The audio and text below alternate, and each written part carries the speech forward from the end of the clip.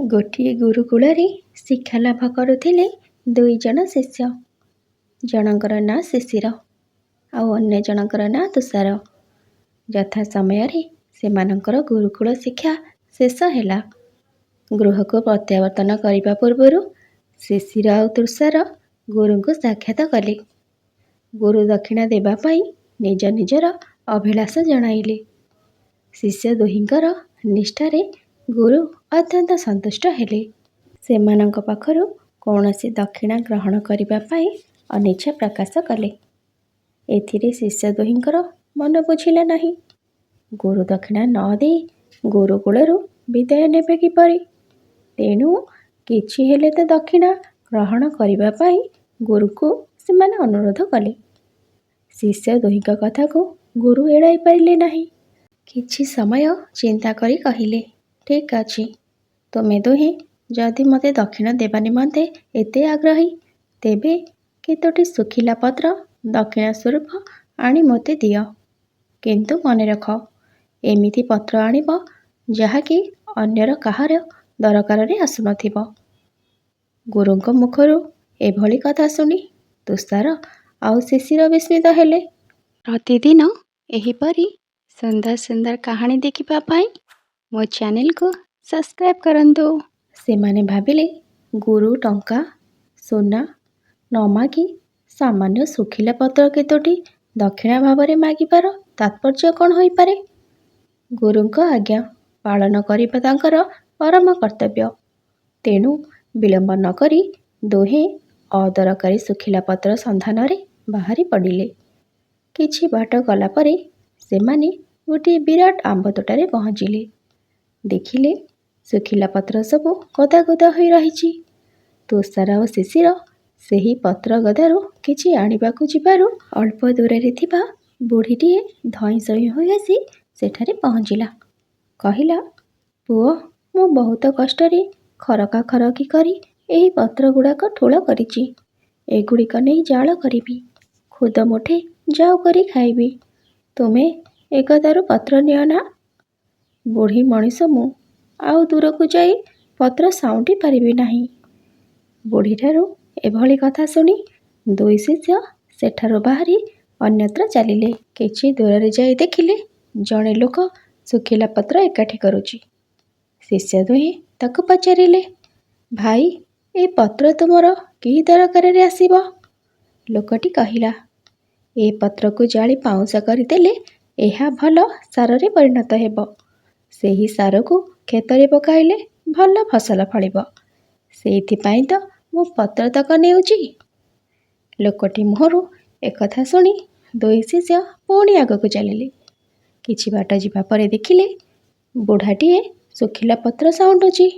ଦୁହେଁ ବୁଢ଼ାକୁ ପଚାରିଲେ, ମଉସା, ଏ ପତ୍ର ନେଇ ତୁମେ କ'ଣ କରିବ? ବୁଢ଼ାଟି କହିଲା, ବାପା, ତୁମେ ଏ ପତ୍ରର ଗୁଣ ବୋଧେ ଜାଣିନାହଁ।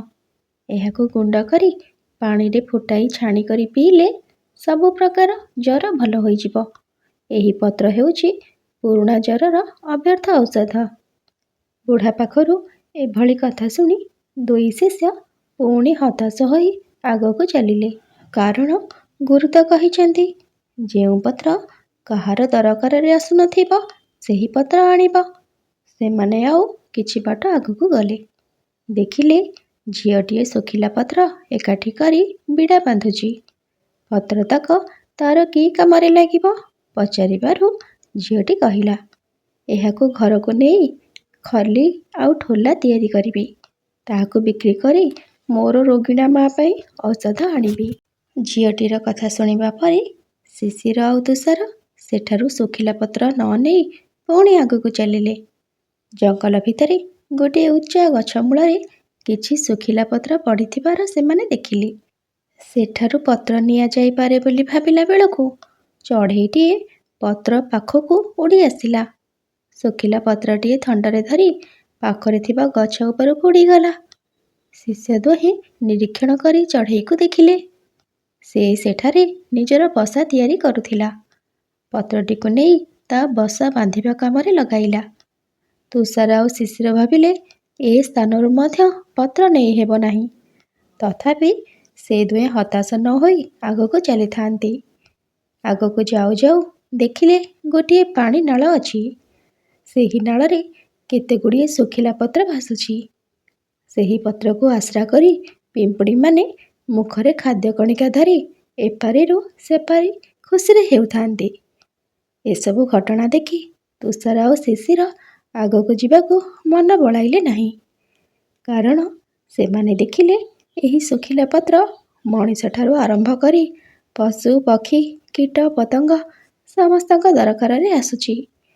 ତେଣୁ ସେ ଦୁହେଁ ଶୂନ୍ୟ ହସ୍ତରେ ଗୁରୁଙ୍କ ପାଖକୁ ଫେରିଯାଇ କହିଲେ, ଗୁରୁଦେବ, ଆପଣଙ୍କ କହିବା ଅନୁସାରେ ଆମେ ବହୁତ ସ୍ଥାନକୁ ଗଲୁ। ବହୁ ସ୍ଥାନରେ ଶୁଖିଲା ପତ୍ର ପଡ଼ିଥିବାର ଦେଖିଲୁ। କିନ୍ତୁ ଏଭଳି ଗୋଟିଏ ସ୍ଥାନ ପାଇଲୁ ନାହିଁ ଯେଉଁ ଶୁଖିଲା ପତ୍ର କାହାର ଦରକାରରେ ଆସୁନଥିବ। ତେଣୁ ଆମେ ଶୂନ୍ୟ ହସ୍ତରେ ଫେରିଆସିବାକୁ ବାଧ୍ୟ ହେଲୁ। ଆପଣଙ୍କୁ ଆପଣଙ୍କ ମନ ପସନ୍ଦର ଦକ୍ଷିଣା ନ ଦେଇପାରି ଆମେ ଲଜ୍ଜିତ। ଶୁଖିଲା ପତ୍ର କେତୋଟି ଆପଣଙ୍କର ଦକ୍ଷିଣା ଭାବେ ମାଗିଥିବାରୁ ଆପଣଙ୍କ କଥାକୁ ଆମେ ପରିହାସ ମଣିଥିଲୁ। କିନ୍ତୁ ସେହି ଶୁଖିଲା ପତ୍ର ଯେ କେତେ ଦରକାରୀ ସେ କଥା ଆମେ ଅନୁଭବ କରିପାରୁଛୁ। ଶିଷ୍ୟ ଦୁହିଁଙ୍କୁ ଗୁରୁଦେବ ଆନନ୍ଦରେ କୁଣ୍ଢାଇ ପକାଇଲେ। ତାପରେ ସ୍ନେହରେ ସେମାନଙ୍କ ପିଠି ଥାପୁଡ଼ାଇ କହିଲେ, ତୁମେ ମୋର ନିଷ୍ଠାବାନ ପ୍ରିୟ ଶିଷ୍ୟ। ଦକ୍ଷିଣା ଦେଇ ନ ପାରି ମନ ଦୁଃଖ କରନା। ସେଥିପାଇଁ ଆଦୌ ବ୍ୟସ୍ତ ହୁଅନା।